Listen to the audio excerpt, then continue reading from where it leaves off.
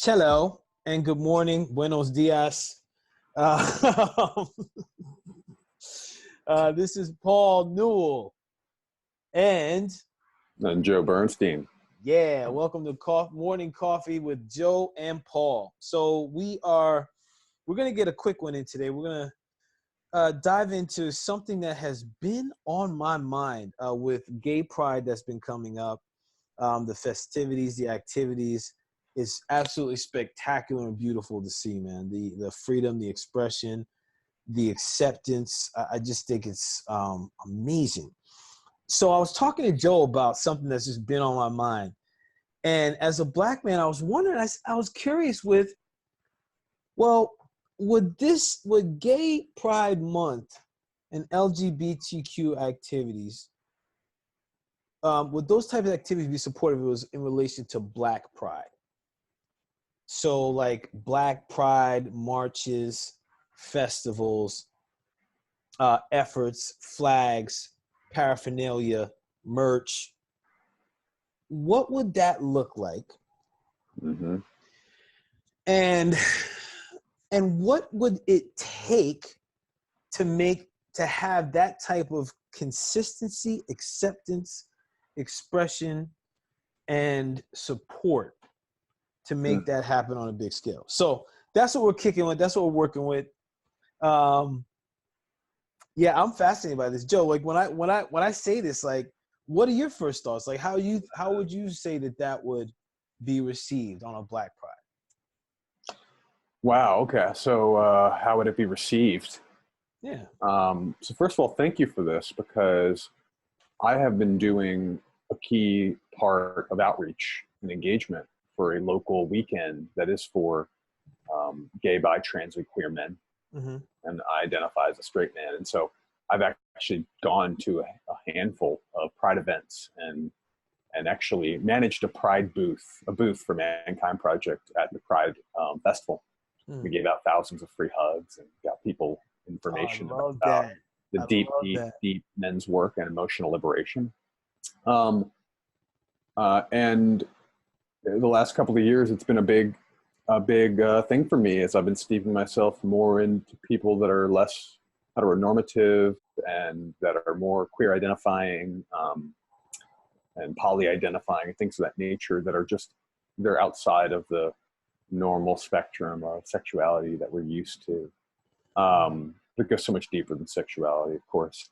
So your question is powerful. It's phenomenal. It's a little scary for me to think about speaking up about. At the same time, my commitment is to my authenticity and sharing my truth and seeing what happens, right? So yeah. How do I think that would be received? My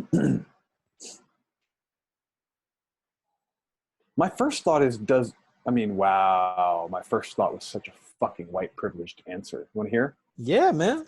Yeah. My first thought was, does it really matter how it's received? Or can people of color, African American people in this country just go do what they want? Oh, I want to cut my own shit off for that. Bruh. Because that was privilege. That was deep OG privilege. I mean, that was the level of safety that I walk through the world with as a white, heterosexual, cisgendered man. It's just like, fuck what anyone else thinks.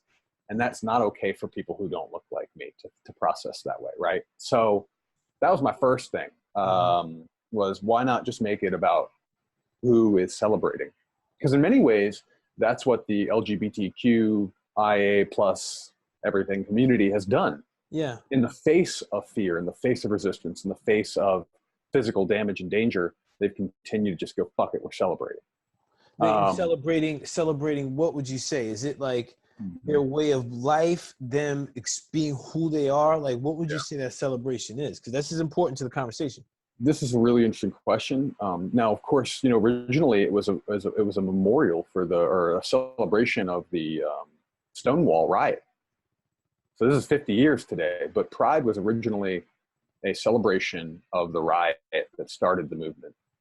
Interesting. Yeah. So some people are very adamant about, we're celebrating the fact that a bunch of people, mostly apparently people of color who are trans in New York City, 50 years ago were the ones that were really organizing to start the Stonewall or to create the Stonewall resistance and riots, right? So some people say like, hey, that's what we're celebrating. But I also see this when I go out to the events, I see a lot of young people. And I think for a lot of them, they're celebrating the right to be out from a very young age, from an early age, from elementary school age, from a teenage, or maybe they're in their 20s and, you know, they're celebrating that right. I think of my friends who are in their 50s, gay men in their 50s or 60s, and I think they're celebrating the fact that they don't have to fear as much anymore. They're celebrating the fact they can walk down the street, they can be hired, they can't be fired for their statuses, even though it's, of course, still going to happen somehow. Right. I think it's very different for everyone. I think it's very different for everyone who celebrates it. I think it's very different for a gay man of color who's 70 years old and a white lesbian woman who's 15, right? So like that's the interesting thing about it. I think as I get to know, it means a lot of different things for a lot of people. See, so like this is really interesting, man. This is part of this really is really what created this curiosity for me, because when I was looking at this casting, I was out to breakfast and I was looking at this casting and what was being done across the world, and just like in the efforts for gay pride and the LGBTQ celebration. And the vibration I got from it was like, damn, man, there's like so much acceptance, there's love, people could be who they are. It's like, yo, that's what's up. It was like freedom. And I said, wow, man, I said, what, and my curiosity went to like, man, I'd love for Black people to have something like this where they could be free to step outside of the box of being quote unquote Black, so they could express their love for like sciences, like space.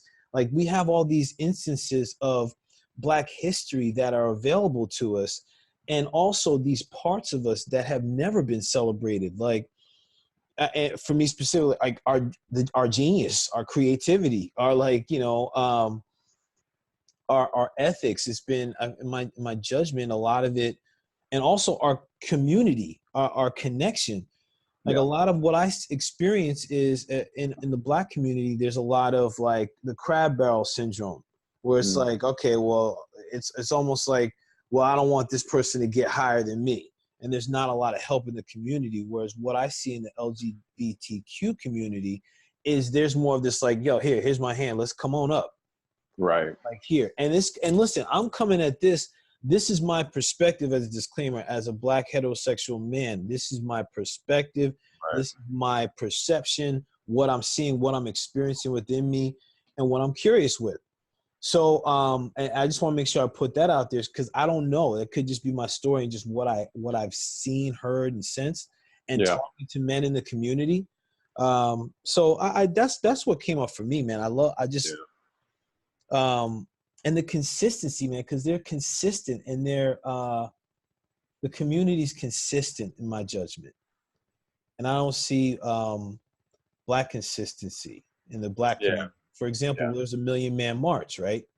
It was never done again, right? So what would happen if something like that happened on an annual basis? Like, where would that be now? Because I can't recall. I'm doing my best to recall when that was. That was over 20 years ago. Yeah. So okay. So over 20 years ago. I was in high school. I went to a very white high school. There was like, I was probably in 10th or 11th. It had to be like 97, 98. So I remember there was like, you know, a couple of Black kids on my football team who were like, dude, my dad and I were going to the march. They were like psyched, right? So I remember that like during football practice and stuff, talking about it. So it was over 20 years ago. Yeah, dude. See, yeah, it's interesting, man. Because it's like anything else, right? I think this comes back how we do one thing is how we do everything. Yeah. And there's a consistency there, because like, for example, the celebration of Stonewall, it wasn't one celebration, right? Even for example, Juneteenth was celebrated our emancipation. Like, okay, I saw some memes and stuff, but there's no celebration on that shit. Right. You know, it's like, And so my point is like, man, the Million Man March happened 20 years ago. If we did one every year, where would that be? Would Right. it be in like freaking every single major city across the world where black people united and came together, celebrated, have some freaking Cameroon food, has some Guyanese food, has some Jamaican food, has Yeah. some arts and sculptures, had some people to sell. I mean, what would that? I just get curious. So, Yeah. um, Well, I think what's interesting to me is like, so we have, obviously the U.S. has February, mhm, African American History Month. mhm. What do you think? What do you think's lacking? What's not happening? Why is it that that's not a month where the culture and the race, and if you even believe in that, and the people, right? Why isn't that more of a celebration as opposed to what I see is very? It does look on my end. It does look very thin. What happens in February Mhm. doesn't look rich. Mhm. What do you think that's about? I think it's exactly what you said. It's to me it's surface. Right. Um, Again, my perspective, my view. I see it as all right. Hey, okay, you guys have a month now. Shut the fuck up. Like you got your month. Like I don't want to hear it because really it's a controlled narrative. Like, all right, black people lived in Africa. They were brought here as slaves. They had Harry Tubman. They got land, and we had a couple great They had a couple great inventors, and here's some arts. Mm-hmm. And oh shit, February's over already. Here's March. Mm-hmm. And so that's just my take. I think it's a bunch of bullshit. Because what we teach, what's being taught about Black history is some controlled shit that, Right. especially with what I'm learning about epigenetics and metaphysical anatomy, to Right. me, I think what's being put out there in the Black community are things to trigger more trauma. Really. That's my thought. But again, in my experience and what I'm reading and piecing together and like what's coming to me after my meditations and things, Yeah. like I'm like, look, man, and it's not even just the Black community. It's with everyone. There are these little Yeah. So that what would you want to see? That's what I'm really curious about is visioning. Like what would yeah. feel right for you? I feel like there would what would be really cool if there's a consistent type of celebration. And the type of celebration would be like something like a million man march or a million or something like all like one, I don't know, like what came to me, like one community, one clan, one vibe, like something where it's like Black people can come and celebrate themselves. Because what's the song that's coming to me is this song by this reggae artist Chronix, it's like, they never told us that Black was beautiful. They never told us. And he Right. goes through all this history. Like, but we talked about KRS-One right Yeah. Yeah. before. Sure. Uh-huh. KRS-One had "You Must You must Learn." learn. Right. Yo, you want to hear Yeah, about like? and that was 30 years ago. He put out that song talking about how we need to upgrade the education system around history of people of color. Right. Yeah, dude. It could be something like, like forums, conferences about religion in the Black community, health in the Black community, finances in the Black community. It can be like all these types of forums where we put aside the bullshit and we all come together and learn. Oh, that's how you doing it over there? Oh, shoot, I never thought. Hold on, let me take some notes on that piece. Yeah. You know how we do it over here down in the Southeast is we have this, blah, blah, blah. Okay, that's an interesting building structure. Invest how we do all these things, because I see the LGBTQ community as something that's looking to enrich and uplift each other, right? Mm-hmm. And I would love to see something like envisioning something like that with Black people. Right. where it's like, oh man, like I never knew I could do that. Like having something to rally for the children, like having a day where like, yo, we go into the community, man, we go mentor the kids, go play some ball, talk to them about meditation, do some yoga, hang out, run around, get connected. So now it's like we're uplifting each other, man. Or Yeah. encouraging cats in the freaking going up in bad communities. Like, yo, listen, we're gonna be in this community with you, man. Let's all come together. Let's put something together. Like, something, dude. Like I see something where there's more collaboration with each other, like instead of more conflict. Collaboration instead of conflict. So yeah, Right. that's what comes up. Right. You know, what's interesting is, so I live in DC, and it's not quite the chocolate city that it once was, as Mr. George Clinton had a beautiful song about. But it's still heavily populated with people of color and African American people, and a lot of the people who've been here for generations, American. So I see a lot of posters and flyers and things like that for events that are focused on Black joy, Black prosperity, like Black community. So like I see a lot of that, but of course it's not where I'm not going to the event or seeing what really happens. So what's interesting to me is I feel like there could be, and maybe I'm wrong, a lot of people just independently trying to create what you're talking about, but there's not like a big unified movement per se, unified force. And I that's find interesting. that interesting.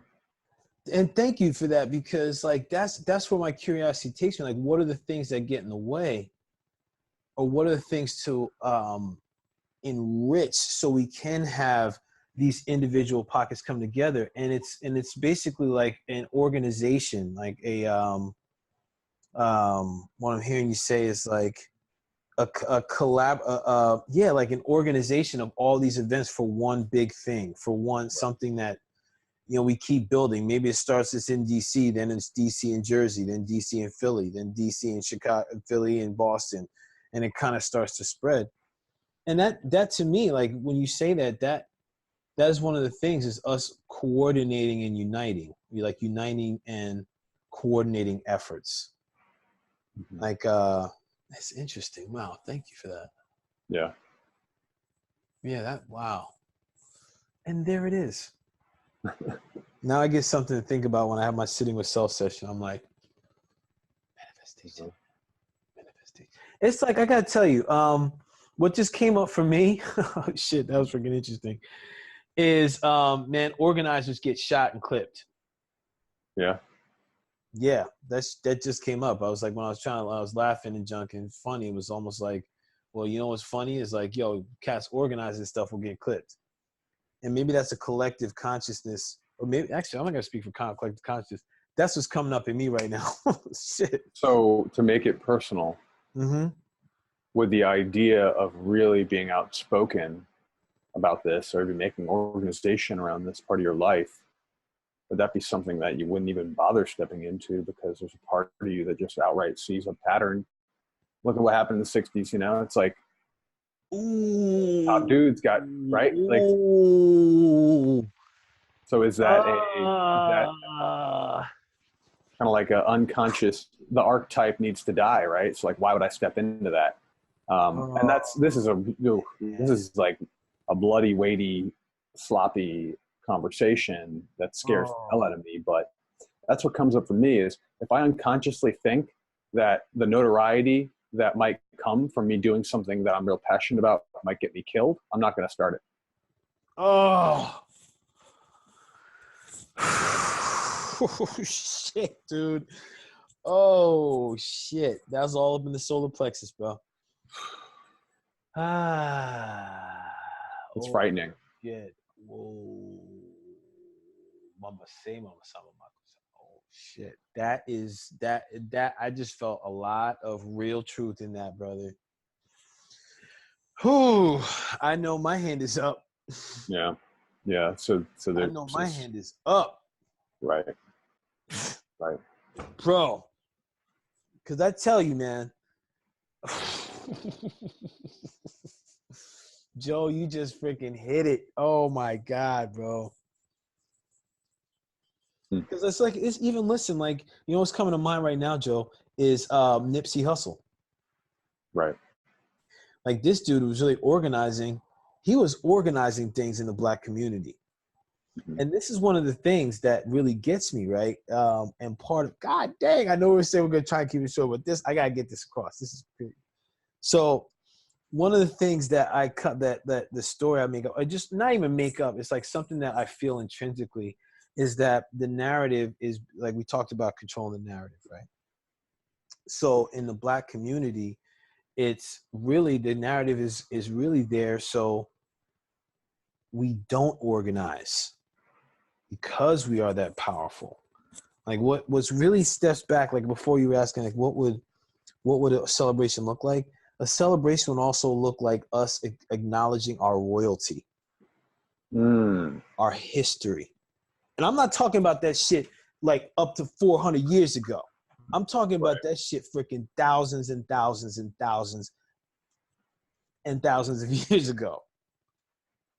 And if we're able to organize that, like that's the narrative. And when I think of Nipsey Hussle, like this guy was organizing communities that were traditionally in turbulence and violence and conflict. Mm-hmm. Right? What happens when you have some most like some of these cats that are already organized in their organization? Like, best believe, people think like, gang, yeah, what's that, rap that. Yo, these cats get organized, man. Okay? These cats get organized. They're on their shit. So what happens when you bring that together and now you fight for something different, for elevation of it? Oh, boy. Wow. You know, my hip is vibrating right now.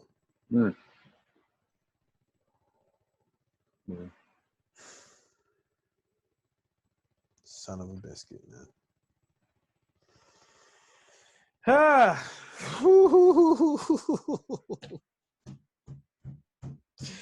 Joe, oh my God, right now, what is happening? Ooh. Holy cow.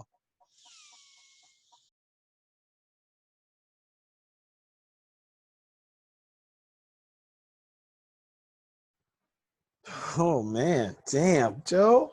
Holy cow.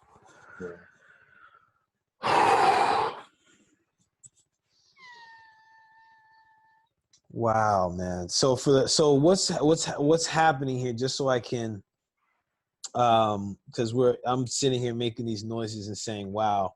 So best to communicate what I'm experiencing right now is I'm feeling intense vibrations in my left oblique, left side of the rectus abdominis, abs, core area, all the way into my hip joint, sacroiliac area, right at my hip and buttocks. Mm-hmm. And it's flowing down my quad, down my thigh. Thought patterns that are coming up. There's a healing that's happening, an acknowledgement of something deeper that I had not wanted to address. And also, as I'm experiencing this, I'm looking in my bookshelf directly at Metaphysical Anatomy, my guidebook from Yvette Rose. So also even feeling a release like in my psoas, man. Jeez. Wow. I'm a big believer in movement, energy, issues in the tissues. Yep. So being able to address these types of topics for me is very helpful. The patting you may be hearing right now is me just patting my area on my left side to just create more vibration and movement of energy. So, wee. Wow. Okay. So, damn.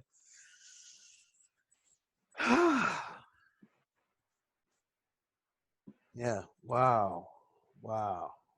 So, I guess we could wrap up because like I get some work to do right now. Oh, this is gonna be fun. So listen, let's do this. Let's have a little call here. We put this out. You watch this whole thing. You watch this transition. I may even edit out some of the stuff like I was going through until I explain what I was experiencing. I'd like to hear some comments from people that are watching this, from people from our pages. what are your thoughts on acceptance of a Black Pride celebration? Mhm. And for Black people that are watching this, what are the ways we can create more Black Pride celebration and collaboration, acceptance, unification? Mhm. As a coach, I'm doing better not to go at well, tell me what's holding us back. Mhm. No, let's look at what we get to take in. What are the ways we get to have these things? So, love to hear from you, Joe. Thank you, man. Thank you for your questions. Thank you for your presence. Thank you for your truth, brother. Thank you for your truth, man. Saying Yeah, what's real and not, putting the sugar coat on that shit. you're welcome, of course. Blessings, brother. Um, Glad we got to talk about this since it was on your mind, and it looks like it opened some stuff for you. Yeah, man. Oh, man. Wow, sir. Shit, Joe. Until next week, brother. Wow. Holy shit. All right. Yeah. Peace. Peace, brother. Peace, man.